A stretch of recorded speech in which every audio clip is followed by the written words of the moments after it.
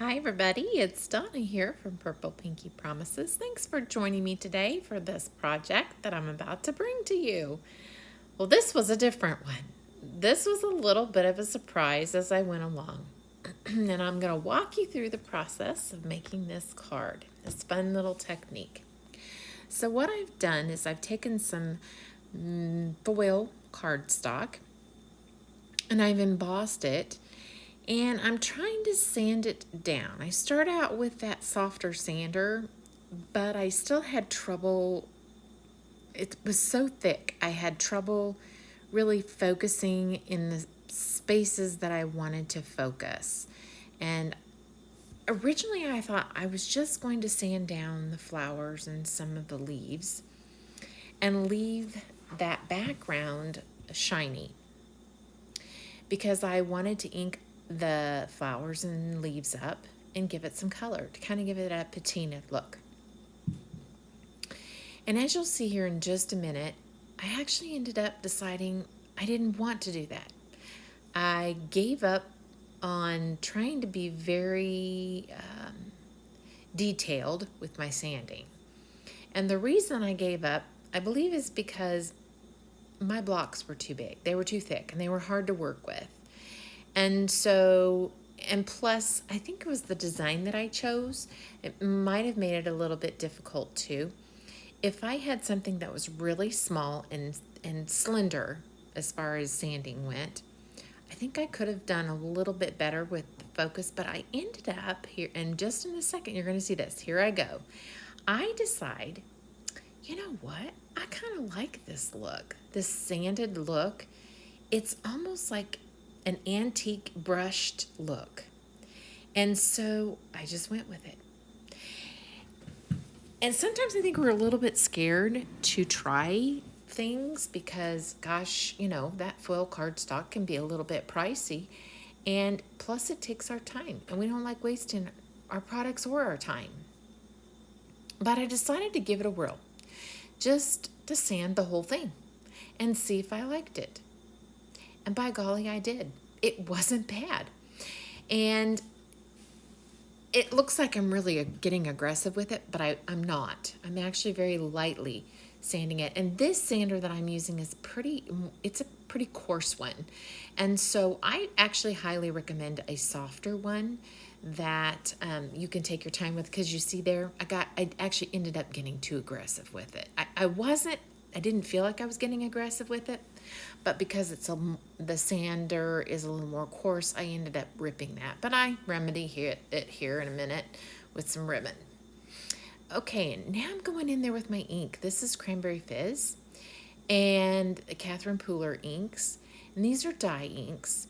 And I kind of feel like maybe I went a little too heavy, and I could have gone not quite so heavy at first, because I end up having to, when you wipe it all down, a lot came off. So my recommendation is you don't have to quite go so heavy with the ink, because it is going to rub off, because it's only going to sink into those areas that you've sanded fairly decently. Okay, so I continue this process until I have all of my flowers covered in ink, and then I buff them off. And I just have to say, this is a very beautiful distressed look. I had a really hard time taking a picture of this card. There's a lot of shiny going on in the ribbon, in the foil, in the gems. I had difficulty taking a picture of it. And I just want to tell you, in real life, it looks so much better than the picture. It really did turn out pretty, and I was pretty happy with it. Okay, so we're just about to the point, and this is probably right here, about all the ink you need. And see, I'm actually putting too much on again. But that's really all the ink you need.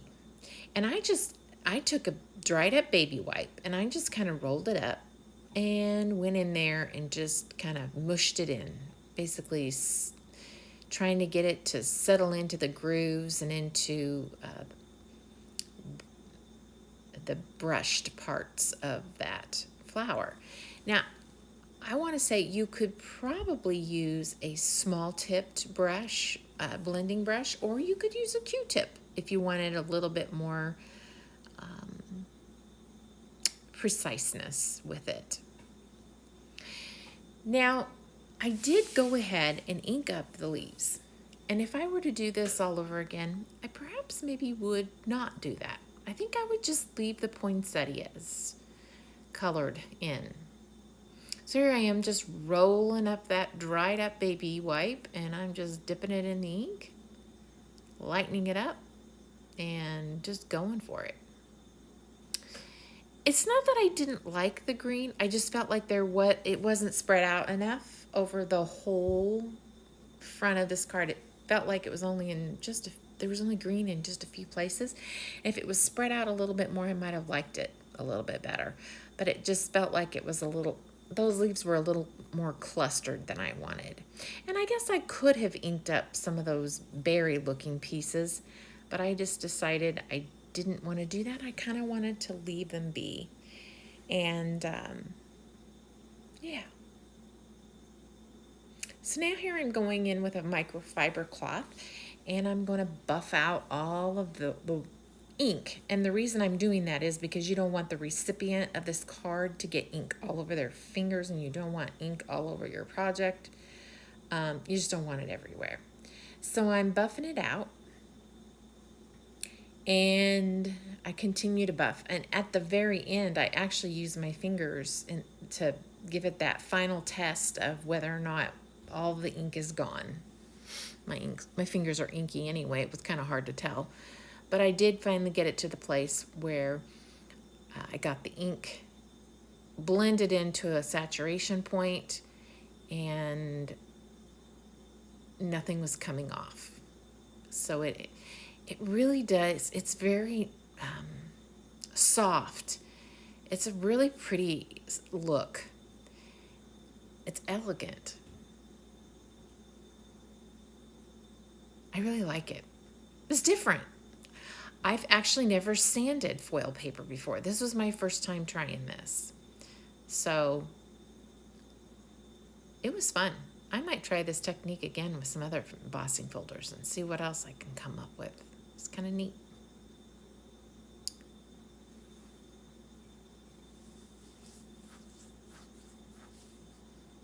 Okay. Here we go. I believe that part is done. Yay. So now I decide that the way I'm going to cover up my boo-boo here is I'm gonna take some ribbon, and we have this new ribbon that has hit the store. Beautiful ribbon. It's called the Satin Center Burgandy ribbon, and that's how I cover up those over sanded areas. And I'm still buffing. Oh my goodness. Yay. Pretty, very pretty. That background almost looks like a dark gray once it's sanded down. All those shadows make it look dark gray. It's pretty. All right, here's our ribbon. It's very yummy, very pretty, very elegant, and just right for this card. So I do end up covering up those over sanded leaves. I was gonna use some glue dots, but I ended up using some double-sided tape from Fawn. I used the 1/4 inch piece. I just put it on the back side, peeled it up, and flipped my ribbon around. You can use glue dots as well. Okay, so now I'm using my powder tool applicator to prevent my embossing powder from sticking, going everywhere, and then when I hit that heat tool, then we have embossing powder stuck everywhere. So we want to clean emboss, and I use our VersaMark. I don't know why I always do that. VersaMark, and we use some silver embossing powder. Get that heated up and melted. And then we're going to run it through with the die that actually comes with that Spellbinders set. And I'll go through products at the end, and I'll also have all products posted in the description of this video. So instead of using double-sided foam adhesive, I trimmed this off, and I actually use the trim parts to build it up and give it some dimension. And you'll see here, I just continue to cut some black card strips to fit behind there and build it up so that it sits up a little bit off of the ribbon that I'm going to put it on.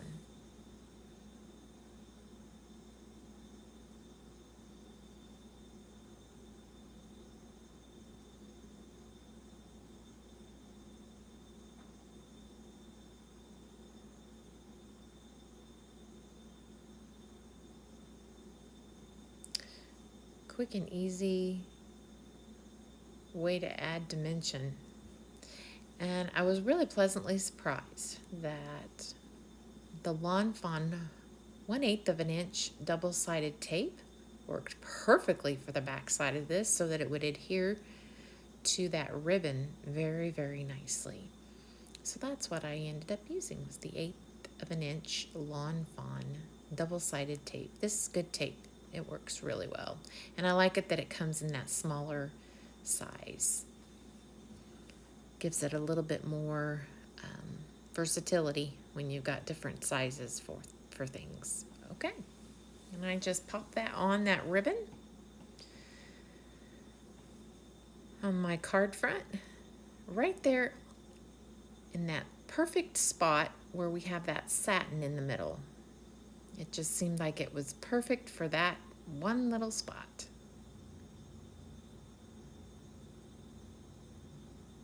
Okay.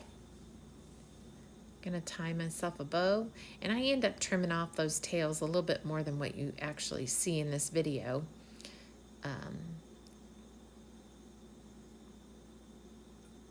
This ribbon is so soft and so pretty.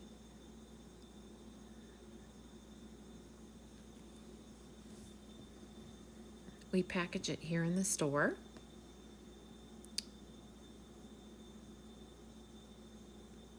And it comes in 5-yard packages. It's perfect for your Christmas card projects. It will also look really pretty with other things as well. You know, we've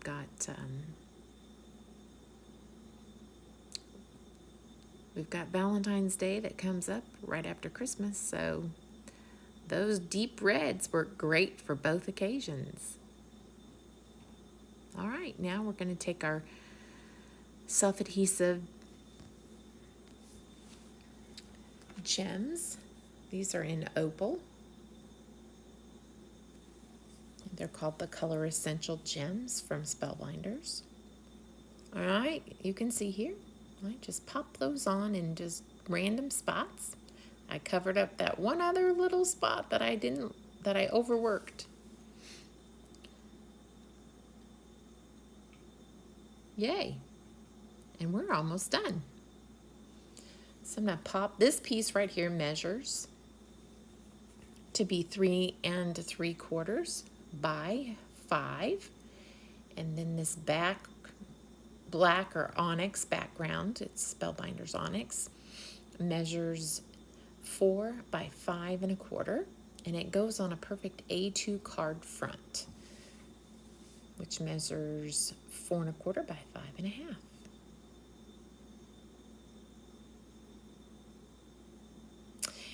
Digging my Barely Art glue right there. Best glue ever. All right, and there is our finished card. Yay! Super simple and easy. Once I relaxed and let it go and I decided I wasn't going to worry about perfection, it just went from there. Okay, I'm showing you that this 3D embossing folders from Spellbinders. It's Scenic Poinsettias. And this cardstock that we used is from Bazzill. It's called Bazzill Foil Cardstock. That's the Onyx Cardstock in the background there. And of course the Satin Center Burgandy ribbon. And our Opal Gems, Deck the Halls, and Cranberry Fizz ink. And our silver embossing powder and our VersaMark ink. And then Christmas greetings that comes with that super awesome die that will cut out all those beautiful sentiments. And here's one last look at our card.